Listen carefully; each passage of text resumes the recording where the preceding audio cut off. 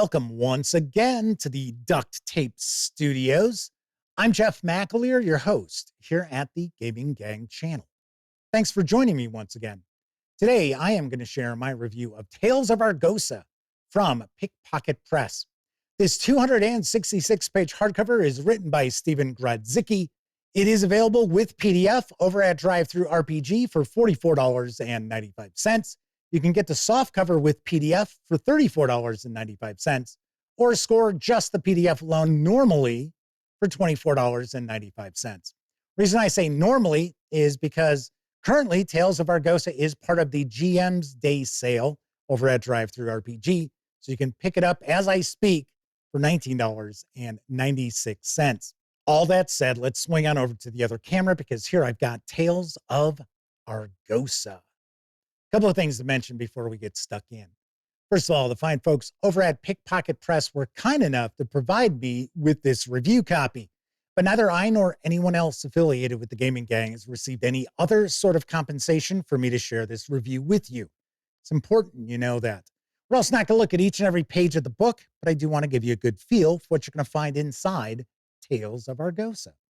First thing we're going to do is take a peek at the credits page, because I mentioned this is written by Stephen Grodzicki, but a lot of artists contributed to this volume, and I have got to say the line art in here is excellent. There are some real standout pieces here, and a lot of it actually harkens back to the old days of fantasy role-playing games, and I love that. So let's give credit where credit is due.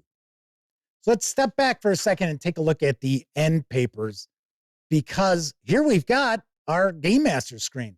Really, everything you need to run Tales of Argosa is right here and right here. In fact, we even get the critical hit tables, the trauma tables, right here at our fingertips. If this were a Game Master screen that was available separately for purchase, this would absolutely knock it out of the park. I really like the presentation of this and the sheer amount of information available as well. If you're not familiar with Tales of Argosa, let me point out this is, in essence, the second edition of Low Fantasy Gaming. I remember a few years ago, I took a peek at the PDF for Low Fantasy Gaming, and I recall I liked it. I was impressed. I didn't review it because I didn't have an opportunity to really dig too deep into it, but I thought it was pretty cool. And I've got to say, Tales of Argosa actually ratchets that up to 11. This is a swords and sorcery role-playing game. So it is built on two key tenets. Well, more than two, but two of the main tenets are magic is rare, it is dangerous, and it corrupts, and combat is fast, furious, and lethal. So keep that in mind. As far as the player characters, you will have heroic player characters. You are not going to have superhero by any stretch. And that is something else that I appreciate. And I think that fits in very nicely with a swords and sorcery sort of game world.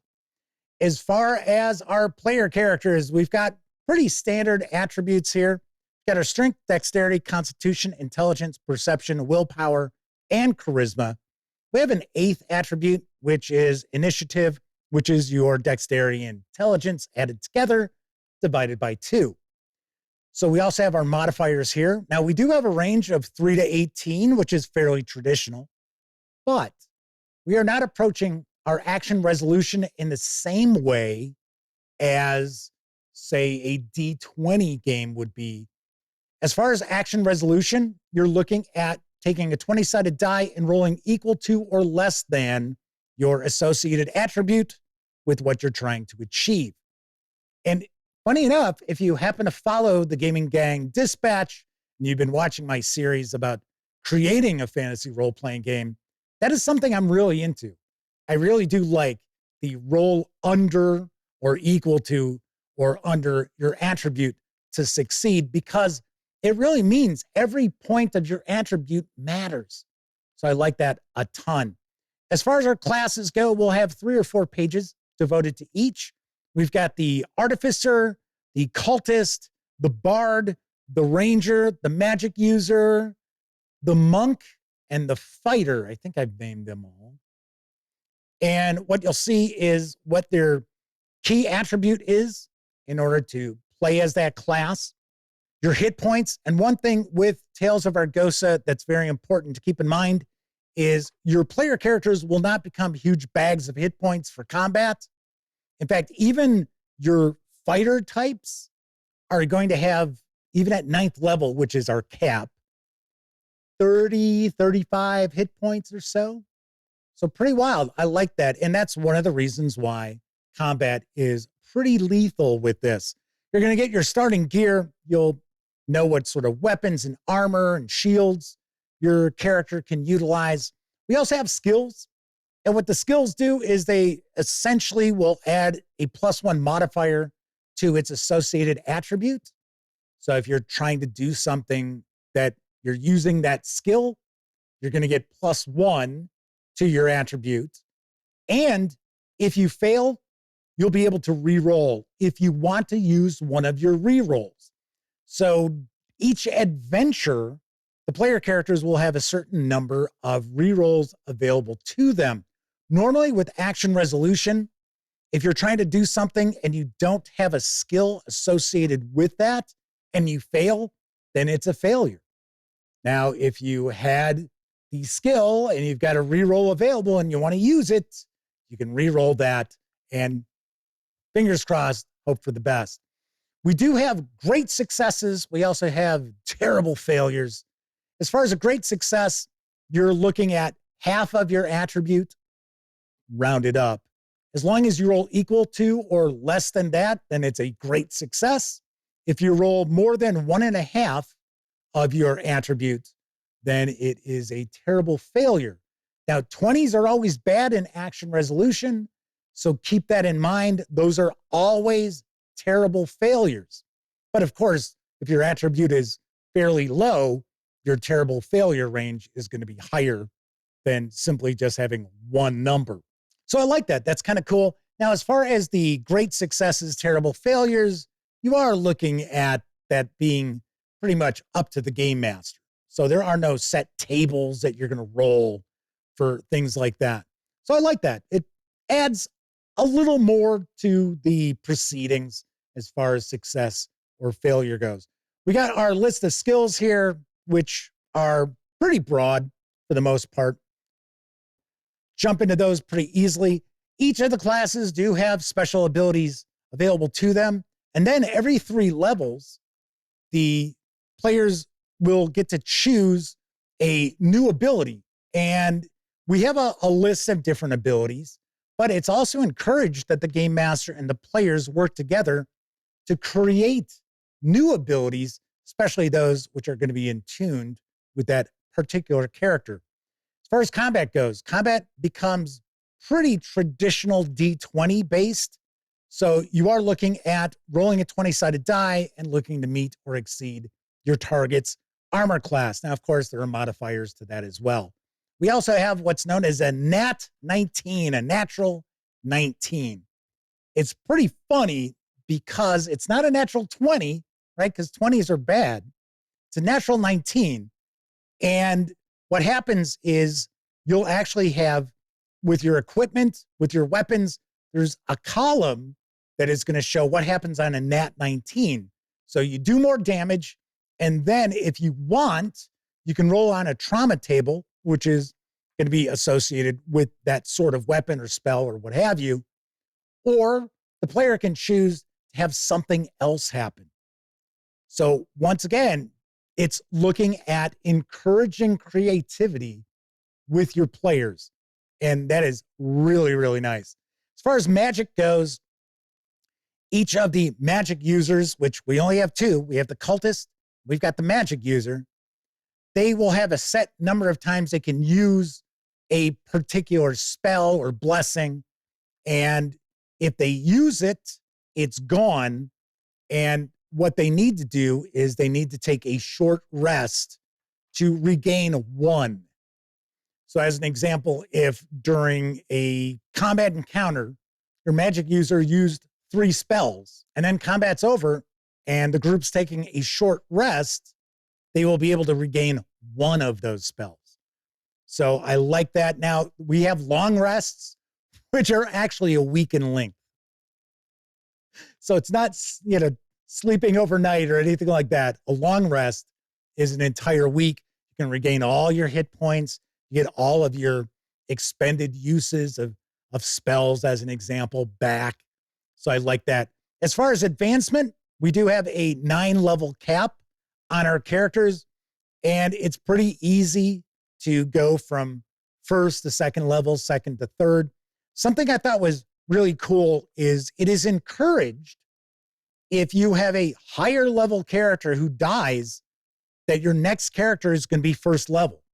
So as an example, let's say your party consisted of 4th and 5th level characters, and one of the party members ends up taking a dirt nap.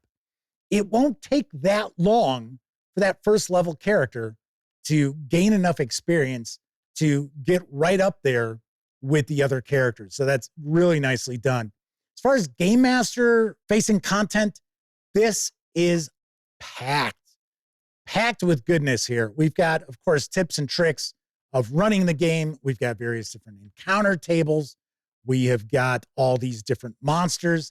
Now, as I had mentioned before, this is a swords and sorcery, low fantasy sort of setting, but in the bestiary section, we do have a lot of creatures and monsters that are very traditional, high fantasy sort of enemies and such that you would encounter in, say, a Pathfinder or Dungeons and Dragons. So something that's cool about Tales of Argosa is it defaults to a sword and sorcery kind of low magic kind of setting. That isn't how it has to be played. In fact, Tales of Argosa is very modular.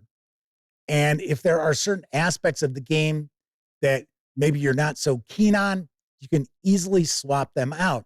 So as an example, sorcery. If you don't like the magic system in Tales of Argosa, it's pretty easy to swap it out and go with a more traditional, maybe kind of an old school sort of magic system. As far as the monsters go, sadly, as with just about every role-playing game that we see, really not any information about what do these things do when they're not being murdered by the player characters. We really don't get a lot of tactics for how to utilize these in combat either. I would have liked to have seen that, but it's par for the course. That's kind of how we see things with role-playing games, not only fantasy role-playing games either. But we do have a really extensive bestiary that's got a lot of entries, and as you can see, very concise information too. We have Oracle tools. So I also received these dice.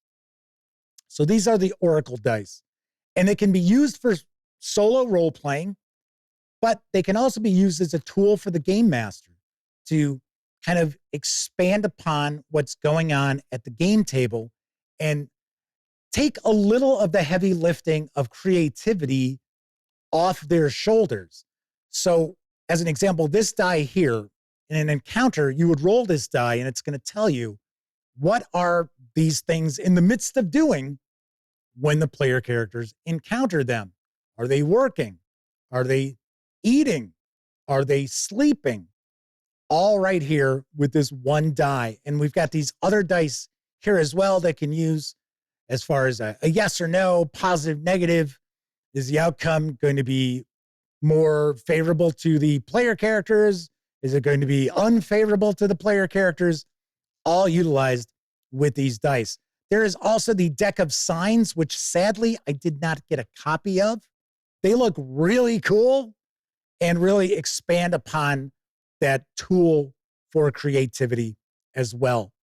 So just finishing up, we've got different traps. We've got treasure. Should point out that the treasure in here really, really kind of sword and sorcery, old school vibe to them. You're not seeing a lot of, oh, well, this is a +1 sword. Now we've got some pretty cool artifacts in here too. So all in all, as I had pointed out before, this is just packed with content. It really is. And it's clocking in at 266 pages.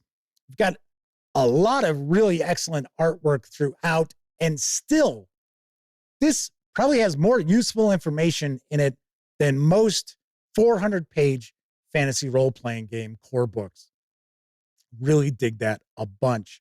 All right, so we also get some variants. We get some conversion tips for using Tales of Argosa with other games, such as OD&D, AD&D, Shadow Dark, you name it. It is in there too. Like I said, absolutely jam-packed with content here in this core book for Tales of Argosa. So let's swing on over to the other camera. I'm going to share some final thoughts as well as my review score. I think it's pretty obvious. I really dig Tales of Argosa. This book is excellent. And I got to say, if you're looking for swords and sorcery in a role-playing game, this is a must-have. You must own this book. This would certainly be my absolute go-to for swords and sorcery, low magic, low fantasy sort of gaming. But having said that, Tales of Argosa is just an excellent fantasy role-playing game in itself. You can easily plug in other aspects that maybe you're not super keen on what's in the book. Like I said, sorcery, if you want to change out the magic, very easy to do so. It is not a real heavy, crunchy role-playing game. I wouldn't call it rules light, though. And the reason why is because your action resolution and your combat are different mechanically. So that's something that some players might have a little difficulty wrapping their heads around when they first get started with Tales of Argosa.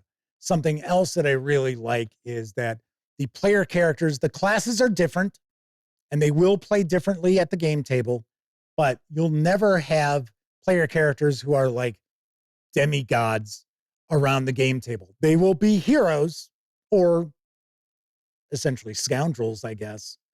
But we're not looking at, oh my gosh, these suddenly are going to break the game because they're so powerful. Not at all.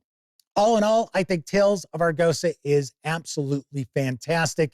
And even if you're not necessarily geared for a sword and sorcery sort of game world, if you're running a fantasy role-playing game, or if you're looking to maybe change things up from your fantasy role-playing game that you're currently running, you have got to pick up Tales of Argosa.